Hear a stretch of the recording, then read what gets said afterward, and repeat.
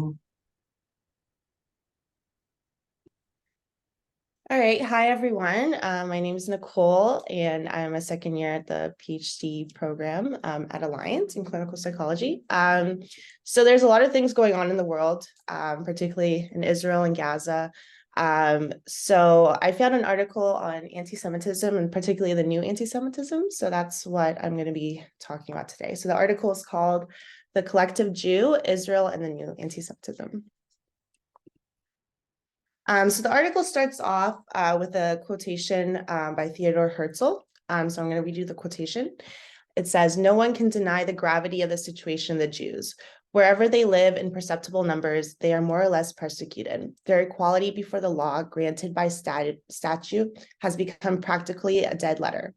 They are debarred from filling even moderately high positions, either in the army or in any public or private capacity.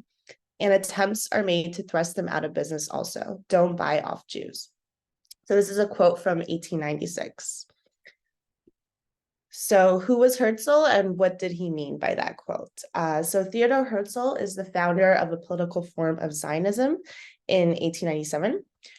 Zionism is a movement for the re-establishment and the development and protection of a Jewish nation in what is now known as Israel. In Herzl's pamphlet, known as one of the founding documents of political Zionism, The Jewish State, Herzl declared that the world resounds with outcries against the Jews.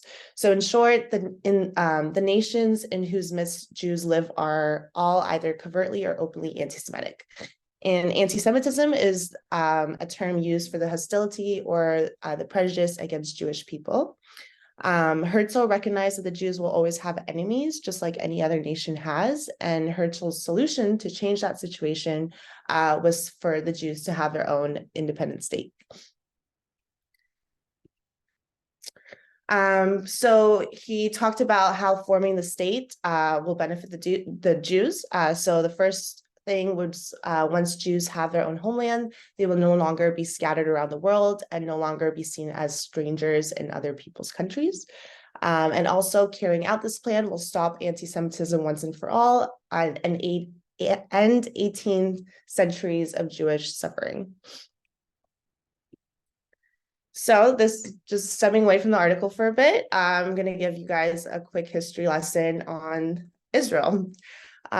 So just to give you guys some context.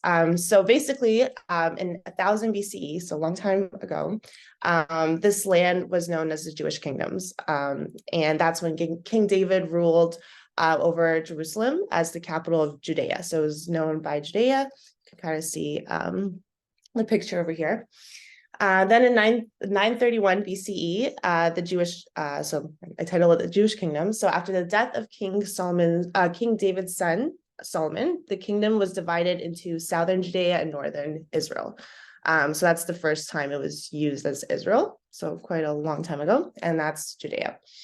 Afterwards, the Assyrians invaded the kingdom of Israel and displaced the Jews and to other parts of the Assyrian Empire.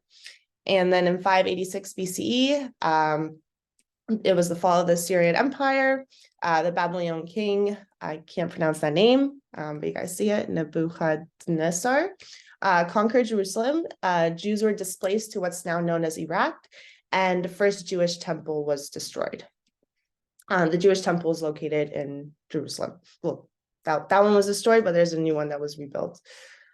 Okay, moving on. So after that, King Cyrus of Persia, so today known as Iran, conquered the entire Babylon Empire and allowed the exiled Jews to return, and the Jewish temple was rebuilt. Then the Greeks came, destroyed the Persian Empire, and divided into three parts. And after that, in 164 BCE, a Jewish tribe known as the Maccabees revolted against the Greek occupiers, and Judea was once again a Jewish state. And then came the Romans, and Judea was taken over by the Romans. Jews had some level of autonomy in Jerusalem. Moving on, 70 AD, the Romans destroyed the Jewish temple and the rest of Jerusalem. And in 135 AD, you guys probably hear the term Palestinians a lot. So this is actually where it was named from. So To eliminate the Jewish connection of this land, the Romans renamed Judea to Palestine. So that's the first time you hear that word being used. This name is believed to derive from the people of Crete, known as the Philistines, who 1,000 years earlier roamed the coast of Judea. Jews were still living in that area. And actually, at that time, it didn't matter what religion you were. If you lived in that area, you're Palestinian. So there's a lot of Jews, even today that refer to themselves as Palestinian. Moving on to 313 AD, the Romans decreed Christianity will be the official religion of the area. In 331 AD, the capital became Byzantium, today known as Istanbul, Turkey. So you can see that area was like spread across different countries, like no today. Moving on to 614, the Persians briefly gained control of Jerusalem. The Roman Empire then reconquered the city in 629 AD and ordered to kill all the Jews and burn the synagogues. Jews ran away to Egypt, but some remained. All right, moving on. So 1917, the new religion of Islam began to spread across the Arab Peninsula. Both the Persians and the Byzantine empires were defeated. The first mosque in Jerusalem, where the Jewish temple was previously located, was built. And actually, if you go to Israel today, you could see like the ruins of the temple, like the Western Wall, and on top of that, the mosque is still there. So you could see that today when you visit. Moving on to 1099 AD, Pope Urban II called for a crusade against the Muslims in order to reclaim the Holy Land for the Christians. It was a Christian land until 1187 AD, when Saladin, a Kurdish general who ruled over both Egypt and Syria, succeeded in recapturing Jerusalem for the Muslims.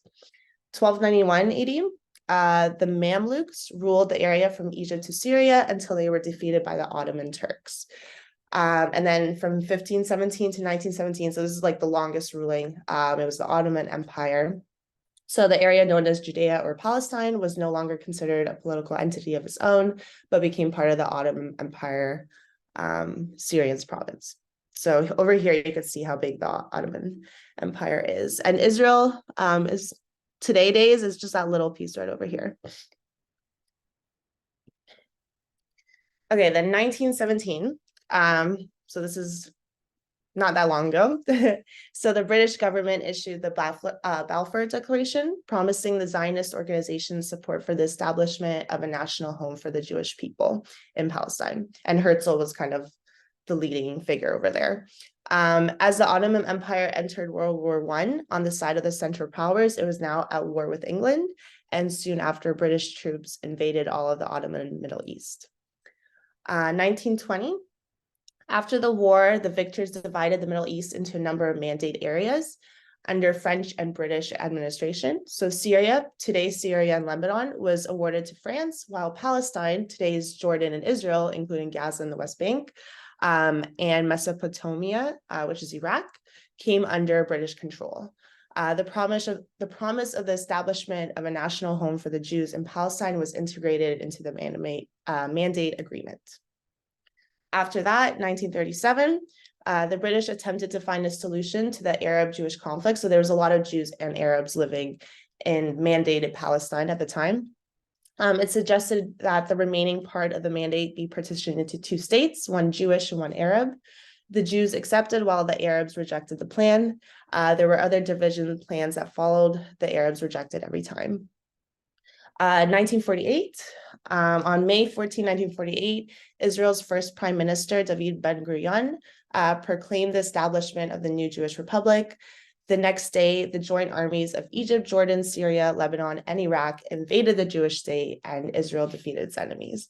So that's just kind of a brief history. So the founding of Israel was 1948, but just to give you guys some context of like what happened with this land throughout the centuries. Okay, there's a lot more you guys could look into. I just kind of gave a brief summary. So back to the article. The new anti-Semitism. So after the creation of the State of Israel in 1948, many see the new anti-Semitism to be with the Jewish state itself as the focus of hostility towards Jews. It is considered new in two respects. A new hostility towards Jews began with the start of the Second Palestinian Intifada in September 2000. So Palestinian Intifada, that's basically when the Palestinians living in that area revolted against the Jews and tried to get the land back. So there was a lot of fighting between Palestinians and Jews. Second, a new form of hostility towards Jews began, being hostility towards Israel. So here are some quotes taken from the article. So at times, anti-Semitism has been directed against Jews as individuals. Today, it is directed against Jews as a sovereign people. Another quote that I liked, we certainly could say that in the past, the most dangerous anti-Semites were those who wanted to make the world Judean reign, free of Jews. Today, the most dangerous anti-Semites might be those who want to make the world Judean strain, free of Jewish state. And finally, Israel has emerged as the collective Jew among the nations.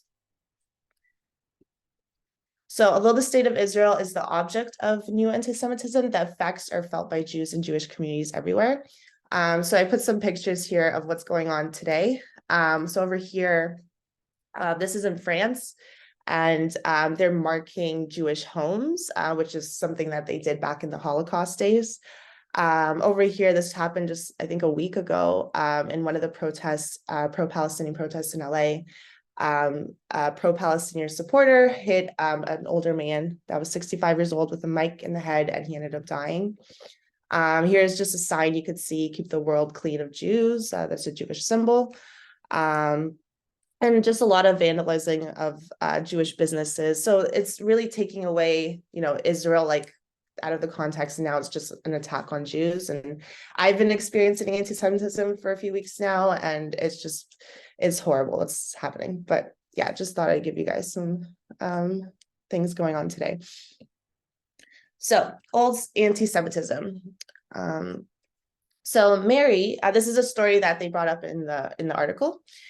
So Mary is a London bus conductor, throws Rabbi Cohen off the bus. He was smoking and singing Hebrew songs. Why might Mary have thrown him off the bus? So there's 4 explanations, since she didn't outright say why she threw him off the bus. So the number one reason could be simply for smoking, because Mary would evict anyone that would be smoking. Number 2, Rabbi Cohen is creating a nuisance due to the singing, so it might be distracting other people. Number 3, Rabbi Cohen looks like a foreigner due to his appearance, perhaps xenophobia, fear of strangers. And number 4, Rabbi Cohen is Jewish, and Mary despises him because he is a Jew. So I'm going to revisit this story a bit later, but those are just some explanations of why she might have kicked him off the bus. So Jew in quotations. So in 1944, during the Nazi Holocaust, Jews were made to wear yellow stars on them to identify them as Jews. And that's also what I said earlier, how they would mark homes of Jews. So kind of what we see today and happening in France. So the new Jew, in quotations, became an unambiguous designation only in the eyes of anti-Semites. The yellow star was not just a form of identification, but a whole identity. This identity became someone else's brand stamped onto them. Now we can understand anti-Semitism as hostility towards Jews as Jews, in quotations, in which Jews are perceived as something other than what they are. Thinking that Jews are really Jews is precisely the core of anti-Semitism. So anti-Semitism and anti-Zionism. Does hostility towards Israel turn the Jewish state into a Jewish state, in quotations? So these are just different arguments. So the way the article went about it, they would argue one point and then reject it and have different perspectives. So I'm just going to go through the different perspectives on the topic. So number 1, although criticizing the Israeli government can be mistaken as anti-Semitism, it's not, just as it's okay to criticize any other democratic government. So in that case, they said that is not anti-Semitic, or yeah. Moving on, number 2, as Israel is the state of the Jews and Zionism is the belief that Jews should have a state, then to wish Israel never existed or would cease to exist is to wish to destroy the Jews. So in this context, anti-Semitism is anti-Zionism. Number three, the establishment of a Jewish nationality in Palestine founded on the theory of Jewish homelessness stamped the Jews as strangers in their native lands and of their undermining their hard-won positions as citizens and nationals of those lands. So today's, you might have heard terms like apartheid and colonizers. So that's really diminishing the history of what the Jews went through in that land, not to take away from the connection that Palestinians have in that land, but you could see some signs over here and Israeli apartheid. Is it really apartheid if Jews were part of that land histories like centuries ago? So words like that are being used today. So anti-Semitism, in this case, since I gave three examples, can and sometimes does take the form of anti-Zionism, but it could also take the opposite form. So then they had some objections on the points I just mentioned. The first objection, I quoted it: history has overtaken the question. Israel exists, and for millions of Jews, Israel is their home. They have nowhere else to go. To oppose Zionism at this point in time means nothing less than wanting to deprive them of their homeland and perhaps their very lives. Only an anti-Semite could want such a thing. And the second objection, quotes, anti-Zionists single out the Jewish state unfairly. They accept the principle of self-determination for everyone else, but not for the Jews. Why not? They accept the right of every other state to exist, but not Israel. Why? Clear anti-Zionism is just a form of anti-Semitism. So just to give perspectives, the Jews only have one state that is a Jewish state, while like Muslims have 22 countries that are Muslim countries. Christians have way more than that. So just some perspective. Okay, so then there were some replies on those objections. So the first one, some people today reject the anti-Zionist stance that Israel should cease to exist, but still maintain the anti-Zionist view that it ought to never have been created, with the hope that one day Israel will cease to define itself in ethnic terms as the state of the Jews. The second reply, as Zionism in its form legitimizes the singling out of the Jewish state, then these positions are not inherently anti-Semitic. And number three, Israel is not a Jewish state in the vacuum, as Jewish aspirations have clashed with Arab, Palestinian, and Muslim aspirations. So there's just seems to be an argument between is anti-Semitism anti-Zionism or is it not? So let's go back to Zionism. Zionism came into existence as a reaction to anti-Semitism, yet the world was saying that Zionism was itself a form of the evil it fought against. So the UN General Assembly in 1975 concluded that Zionism is a form of racism and racial discrimination. No acknowledgement of the Jewish story, instead turning Zionism into the larger narrative of European colonialism, when in fact the origins of Zionism did not lie in the imperialism of European states. On the contrary, Jews have been marginalized by white European civilization. Zionism was a national movement aimed at liberating Jews from the chronic circumstances of their rejection and persecution. Particularly, this movement happened right after the Holocaust. So, Germany really wanted Jews dead. So that's a European country. So yeah, so I don't understand why a lot of people compare Jews to white supremacies or European colonialism. So it's really nothing like that. And Jews come in so many different races, and we're not all white. Okay, moving on. So the article also talked about some important dates. So 1979, Israel's peace treaty with Egypt. So Israel gave up Sinai in exchange for Egypt's recognition of Israel as a legitimate sovereign state. Since then, Israel and Egypt have been at peace, and there hasn't really been war. There's been tension, but nothing more than that. In 1991, the UN revoked the original statement of equating Zionism with racism, so they no longer saw that as the same. And in 1993, Israelis and Palestinians signed the Oslo Accords. Both sides agreed that the Palestinian Authority would be established and assume governing responsibilities in the West Bank and Gaza. Later in 2000, the Second Intifada broke out. So it was another uprising of Palestinians trying to get the land. and the Israel Defense Force made increasing incursions into the West Bank and Gaza. By 2005, Israel gave away Gaza completely, so Gaza does not belong to Israel.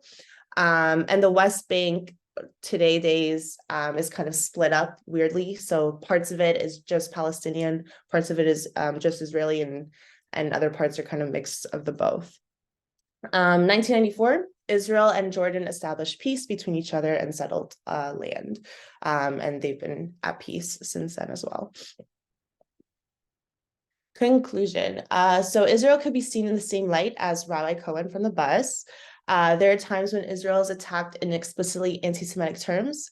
The state is portrayed as a Jewish peril, all-powerful, capable of manipulating governments, responsible for all the wars, seeking to dominate the world, and so on. But at other times, the anti-Semitism is disguised, and there's no easy way of identifying it, just like Mary's reason for kicking Rabbi Cohen off the bus. Therefore, sometimes all we could say is that we smell anti-Semitism, and sometimes when we do, we are right. So I have some discussion questions. So the first one, I don't know if I should read them, but I'll just read all three. So the first one is, as social media tends to show the most popular content following the breakout of the war in Israel on October 7th, 2023, how does the information I shared today challenge some of the content you have seen? Number two, what are your thoughts surrounding the new anti-Semitism? Should anti-Zionism be equated to anti-Semitism? And number three, what are ways you could combat anti-Semitism?